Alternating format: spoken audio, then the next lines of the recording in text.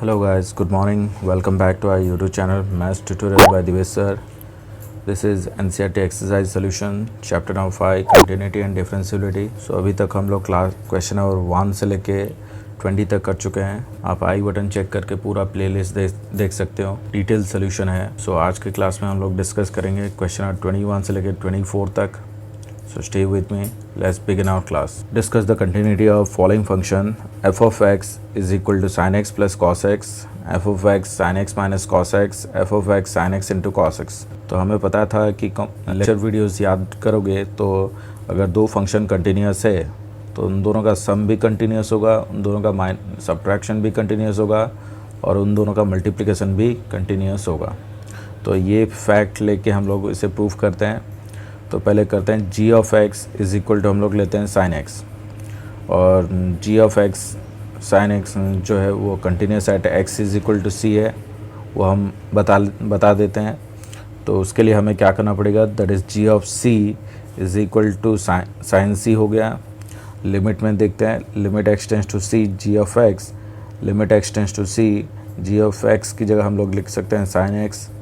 तो हम लोग को क्लास 11 में बताया गया था limit x tends to 0 sin x is equal to 0 होता है. उस फैक्ट को यूज़ करते हैं. तो उसके लिए हमें क्या करना पड़ेगा, उसको सब्सटीट्यूट करना पड़ेगा क्योंकि यहाँ पे x टेंस टू c है तो वहाँ और 11th में था हमारे पास x टेंस टू 0. तो हमें ये 0 लाने के लिए हम लोग सब्सटीट्यूट करते हैं, that is x is equal to c plus h लेते हैं. तो as x tends to c h tends to 0 हो जाएगा क्योंकि अगर यहाँ पे x की जगह हम c लिखेंगे तो ये c कैंसल आउट हो जाएगा. तो सीधा सा मतलब रहा h टेंस टू 0. तो अब रिप्लेस कर लेते हैं, limit h tends to 0 sine x की जगह हम लोग लिख देते हैं c प्लस h. अब यहाँ का फॉर्मूला डाल लेते हैं, that is sine c plus d, that is sine c cos d plus cos c sine d. अब वैल्यू पुट कर लेते हैं. h की वैल्यू 0 है तो साइन c को साइन c रखा, cos 0 1, cos c को cos c रखा, साइन 0 0. तो 0 इंटू एनीथिंग 0 हो जाएगा. तो सिंपल रहा साइन c. तो हम लोग यहाँ से क्लियर रहे कि g of c is equal to limit x tends to c g of x. तो क्लियर हो गया कि gx is continuous at x is equal to c. तो ये हो गया हमारा gx. एक फंक्शन को कंटिन्यूस हमने दिखा दिया, दूसरे फंक्शन को भी वैसे ही दिखाना है. दैट इज़ यहाँ पे आप देख रहे हो कि दूसरा फंक्शन जो है वो cos x होना चाहिए. तो उसको पकड़ लेते हैं, h of x is equal to cos x. तो h ऑफ c हो जाएगा cos c. वही सेम हम लोग देखे थे कि limit x tends to 0 length में देखे थे, limit x tends to 0 cos x is equal to हमारा हो जाएगा 1, है ना. sin x के लिए 0, cos x के लिए 1 हो जाएगा. तो उस फैक्ट को यूज़ करके हम लोग आगे बढ़ेंगे. That is limit x tends to c h x के बदले डालेंगे cos x. और क्योंकि यहाँ पे x टेंस टू c है, 0 नहीं है, तो हमें रिप्लेस करना पड़ेगा. दैट इज़ x को हम पकड़ लेते हैं, x is equal to c plus h. तो as x tends to c यहाँ पे c डालेंगे तो h टेंस टू 0 हो जाएगा. तो लिमिट h टेंस टू 0 यहाँ पे cos x के बदले रिप्लेस करते हैं c प्लस h. फॉर्मूला फिर से डालते हैं, that is cos c into cos h minus sine c into sine h. Value put करते हैं, h की जगह 0 तो cos 0 की वैल्यू 1, साइन 0 की वैल्यू 0. तो ये पूरा सेगमेंट 0 हो गया. तो सिंपल बचा cos c. तो यहाँ से हम लोग प्रूव कर लिए कि that is h of c जितना, देखो h ऑफ c जितना limit x tends to c h of x भी उतना आ गया. तो यहाँ पे हम बोल सकते हैं कि h of x continuous at x is equal to c है. तो हमने दोनों फंक्शन को कंटिन्यूस बता दिया. ऐसे बहुत सारे क्वेश्चन आगे आने वाले हैं, 21, 22, 23. ये सब में हमें बताना पड़ेगा sine x cos x continuous है. तो ये बेसिक सा स्टेप याद रखो और मैंने वहाँ पे फिर से दोबारा रिपीट नहीं किया है, तो आप इसी को ही फिर से दोबारा लिख सकते हो. तो हम लोग अब बता सकते हैं कि we can say that addition of two function is also continuous. मतलब g और h को ऐड करेंगे that is sine x plus cos x भी कंटिन्यूस होगा. g में दोनों को सब्ट्रैक्ट करेंगे तो भी कंटिन्यूस होगा, दोनों को मल्टीप्लाई करेंगे तो भी कंटिन्यूस होगा. तो ये हमें प्रूव करना था. Next, discuss the continuity of cosine and cosecant secant and cotangent function. Cosine तो हमने कर लिया है यहाँ पे, सही है। अब बाकी तीन को करते हैं। तो नेक्स्ट क्वेश्चन की तरफ बढ़ते हैं। Discuss the continuity of cosine cosecant secant and cotangent function, cotangent function. तो हम लोग तो अभी प्रूव कर चुके हैं कि साइन एक्स और कॉस एक्स दोनों क्या है, कंटिन्यूस है। तो उसको यूज़ करेंगे यहाँ पे। अगर हमें पता है कि दो फंक्शन कंटिन्यूस होता है तो दोनों का डिवीज़न भी कंटिन्यूस होगा। दैट इज़ जो डिनोमिनेटर है वो ज़ीरो नहीं होना चाहिए। सिमिलरली किसी एक का इन्वर्स भी कंटिन्यूस होगा। सेम यहाँ पे भी 1/gx भी कंटिन्यूस होगा, 1/hx भी कंटिन्यूस होगा, provided g of x not equal to zero होना चाहिए और h of x not equal to zero होना चाहिए। तो हम लोग ये पूरा दोनों चीज़ फिर से बता चुके हैं। फिर से दोबारा मैं लिख नहीं रहा हूँ, आप लिख सकते हो। अगर इंडिविजुअल क्वेश्चन दिया रहेगा तो आप ये करोगे। तो g of x is equal to sine x, h of x cos x दोनों के दोनों कंटिन्यूस है। वही दोनों को हम लोग यूज़ करेंगे। दैट इज़ फिर से दोबारा लिखते हैं 1/gx। तो gx को हमने पकड़ा है साइन x और साइन x ये डिनोमिनेटर ज़ीरो नहीं होना चाहिए। This not equal to zero is continuous है। तो 1/sin x मतलब क्या हो गया, cosec x कंटिन्यूस होगा और x ज़ीरो कहाँ पे नहीं है, दैट इज़ n पाई पे, x is equal to n pi. तो n पाई में ये कंटिन्यूस नहीं है, बाकी सब में कंटिन्यूस है। Similarly 1/hx, that is hx हमने लिखा है cos x, तो 1/cos x और ये हो गया हमारा, ये ज़ीरो नहीं होना चाहिए, that is cos x not equal to zero. तो 1/cos x हमारा हो जाएगा sec x और ये ज़ीरो कहाँ पे नहीं है, that is x is equal to 2n + 1 π/2 में ज़ीरो नहीं, ज़ीरो है। तो ये जगह पे वो कंटिन्यूस नहीं है, इसलिए हम लोग इसे अनइक्वल कर देंगे। बाकी सब जगह पे कंटिन्यूस है। कॉट के लिए हम लोग क्या करेंगे, hx अपॉन gx कर लेते हैं। तो hx हमारा cos x है और gx हमारा sin x है और डिनोमिनेटर ज़ीरो नहीं होना चाहिए, that is sin x not equal to zero. तो सिंपल रहा cot x और ये हो जाएगा हमारा x is not equal to n pi में कंटिन्यूस है। Next question, find the point of discontinuous ऑफ f where f of x that is sin x upon x, x नॉट x less than zero, x + 1 if x greater than और equal to zero. तो हमें एक point यहाँ पे दे दिया, that is zero, इसके आगे वाला ज़ीरो प्लस, पीछे वाला ज़ीरो माइनस। आगे के लिए फंक्शन हो जाएगा x + 1, पीछे के लिए फंक्शन हो जाएगा sin x अपॉन x। तो यहाँ पे तीन केस आ जाएंगे, एक तो ज़ीरो से कम, ज़ीरो और ज़ीरो से ज़्यादा। तो पहला केस लेते हैं लेस देन ज़ीरो। तो यहाँ पर हमने ज़ीरो ड्रॉ किया, उसके लेस में c कहीं पे भी लिया, आगे वाला c प्लस, पीछे वाला c माइनस और पूरे के लिए फंक्शन हमारा हो जाएगा sin x अपॉन x। तो clearly f of x, c के लिए f ऑफ x हमारा हो जाएगा sin x अपॉन x और f ऑफ c हो जाएगा sin c अपॉन c। फिर लिमिट में ढूंढते हैं, लिमिट में लेते हैं, limit x tends to c f(x) की जगह हम लिखेंगे sin x अपॉन x। तो यहाँ पे टेंस टू ज़ीरो नहीं है तो हमें सीधा से लेना पड़ेगा x is equal to c plus h। तो as x tends to c, h tends to zero हो जाएगा, तो रिप्लेस कर लेते हैं। That is limit h tends to zero, sine x की जगह c plus h upon c plus h।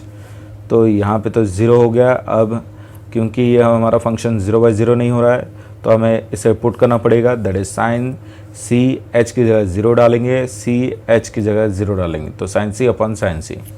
तो बहुत सारे केस में ऐसा होता है कि अगर साइन ये ज़ीरो हो जाए, देखो बहुत सारे सोचते हैं कि sine x upon x that is 1 हो जाता है, लेकिन ऐसा नहीं है। ये फंक्शन, ये जो है तुम्हारा, ये पूरा अगर टेंस टू ज़ीरो होता तो क्लियरली 1 होता, लेकिन यहाँ पे सिर्फ h टेंस टू ज़ीरो है। तो हमें सिंपल लिखना है कि साइन c, यहाँ पे वैल्यू पुट कर लेना है, दैट इज़ ये तो ज़ीरो हो जाएगा, ये भी ज़ीरो हो जाएगा, सिंपल रहेगा sine c upon sine c। तो हम लोग यहाँ पे बता दिए कि f of c is equal to limit x tends to c f of x। तो क्लियर बात हुआ कि ये कंटिन्यूस हुआ for c less than zero. अब केस 2 लेते हैं, that is c is equal to zero. यहाँ पे ज़ीरो, आगे के लिए ज़ीरो प्लस, पीछे के लिए ज़ीरो माइनस, आगे के लिए x + 1, पीछे के लिए sin x अपॉन x। तो ज़ीरो के लिए क्या फंक्शन है वो देख लेते हैं। ये 0 है, उसके लिए फंक्शन हमारा x+1, तो एफ ऑफ एक्स हमारा हो जाएगा x+1, तो एफ ऑफ 0 हो जाएगा 0 + 1 दैट इज़ 1। तो लिमिट में देख लेते हैं, लिमिट एक्सटेंस टू 0+ के लिए एफ ऑफ एक्स है हमारा x+1, तो पुट कर लेते हैं that is 1। Limit x tends to 0 - f x, उस 0 के लिए एफ एक्स हमारा sin x अपॉन x, तो टेंस टू 0 हो रहा है, तो इसलिए डायरेक्ट आंसर लिखेंगे 1। तो क्लियर हुआ कि f of c is equal to limit x tends to c f x. तो यहाँ पे भी ये क्या रहा बताओ, कंटिन्यूस हो गया। अब थर्ड केस आ जाता है हमारा greater than 0, that is c 0 से बड़ा, मतलब यहाँ पे कहीं पे लिया, उसके आगे वाला c+, पीछे वाला c-, दोनों ही केस में फंक्शन हमारा हो जाएगा x+1। तो एट c के लिए फंक्शन है हमारा f of x is equal to x+1, तो c हो जाएगा c+1, limit x tends to c plus या माइनस दोनों के लिए सेम है, तो डायरेक्ट लिख सकते हैं limit x tends to c f x. तो limit x tends to c f x की जब हम लोग लिखेंगे x+1 रिप्लेस करेंगे दैट इज c+1। तो क्लियर रहा कि एफ ऑफ c जितना f of limit x tends to c f of x भी उतना। तो हम बोल सकते हैं कि ये कंटिन्यूस हो गया फॉर x ग्रेटर देन 0। तो यहाँ पे क्लियर रहा कि तीनों जगह पे ये क्या है, कंटिन्यूस है। तो हम बोल सकते हैं, यहाँ पे बोला है कि कोई पॉइंट बताओ जहाँ पे डिसकंटिन्यूस है, तो हम बोल सकते हैं कि it has no point of discontinuity. Next question number 24, discuss if f defined by f of x² sin 1/x not equal to 0 when x is equal to 0 is continuous. आप इसकी कंटिन्यूटी के बारे में बताना है हमें। तो एक पॉइंट हमने कंसिडर कर लिया दैट इज़ 0, उसके आगे के लिए 0+, पीछे के लिए 0-, और नॉट इक्वल टू 0 मतलब 0 के आगे के लिए 0 के पीछे के लिए, दोनों के लिए फंक्शन हमारा है x² sin 1/x और इक्वल टू 0 के लिए 0 है। तो केस 1 ले लेते हैं, that is not equal to 0 बोला है, तो वही पकड़ लेते हैं। तो यहाँ पे दोनों चीज़ आ जाएगा, दैट इज़ 0 से छोटा आ जाएगा, 0 से बड़ा आ जाएगा। 0 से छोटा के लिए कहीं पे c लिया, आगे के लिए c+, c-, और 0 से बड़े के लिए कहीं पे भी c लिया, आगे के लिए c+, c-, ऐसे करके लिया। लेकिन दोनों ही केस में f ऑफ x दोनों सेम है, इसलिए मैंने कंबाइन कर लिया है। तो f ऑफ x हमारा हो जाएगा x² sin 1/x, तो c पुट करेंगे तो c² sin 1/c। अब लिमिट डालेंगे, limit x tends to c f of x, तो लिमिट एक्सटेंस टू c यहाँ पे पुट करेंगे that is f of x हमारा x² sin 1/x, तो ये हो जाएगा, रिप्लेस करेंगे तो c² sin 1/c।